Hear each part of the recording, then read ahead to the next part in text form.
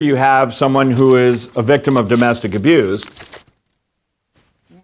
Basically, what I think the federal government is saying under the marketplace rules is we have these two doors. We have open enrollment here, and we have an open enrollment here. In the middle of the year, you're prohibited from getting an individual policy unless you have a HIPAA special enrollment or something weird happens. And if something weird happens, why don't you come see us? And I can almost guarantee you that if you call them, they're going to find a way to get you that individual policy. Because everybody in the insurance industry knows that marketplace is in trouble. Because the people who are enrolling in general in the marketplace are older people, sickies like myself. And that's going to cause that bad risk.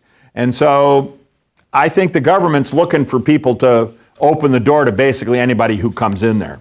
So when you talk HIPAA, health plan administration, that also applies to COBRA, by the way. Let's say you have somebody who quits and is offered 18 months of continuation coverage, and they were a single person and they take it. 5 months into their, quote, COBRA, but as we all know, there's no such thing as COBRA. They're on the regular health plan. That COBRA participant gets married. The question would be, could that COBRA participant add their spouse, and what most people would say is what? To COBRA. Can they add them to COBRA? Well, no, they can't add them to COBRA because they're not on COBRA. Can they add them to their group health insurance under the HIPAA special enrollment rules? Yes, because getting married opens up the doors to the group plans being maintained by the employer. And since the ex-employee is on a group plan being maintained by the employer, if they get married, if they have a baby, if they adopt, the door opens. And as long as it opens within 30 days.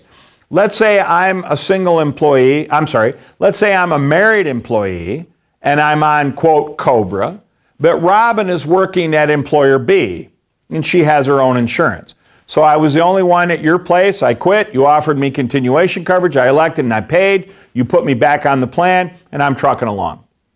5 months into, quote, COBRA coverage, Robin loses her insurance at employer B. Can I add her to my COBRA continuation coverage? No, because I'm not on COBRA. I keep coming back to that, don't I? Now, can I add her to my group health insurance under the HIPAA special enrollment rules? Yes. So now you have this COBRA guy who only had single coverage, now adds his wife because the wife or husband lost their insurance at their other employer because of one of those, termination, whatever it was, they can be added to COBRA. So do you see, when we talk about COBRA, it's what the whole thing, it's group health insurance administration. So when we talk about the title, assisting your employers, group health plans and administering them with COBRA, it's all the same thing. HIPAA applies to your active employees. It applies to anybody who's on, quote, continuation coverage. COBRA continuation coverage applies to your active employees, and it applies to your, the HIPAA special enrollment rules apply to them as well.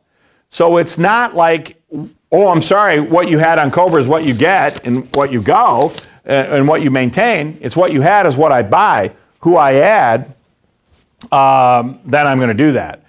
I have a question here. Are court orders considered part of the HIPAA special enrollment? Hi, Paula. Good question as well. They're all good questions.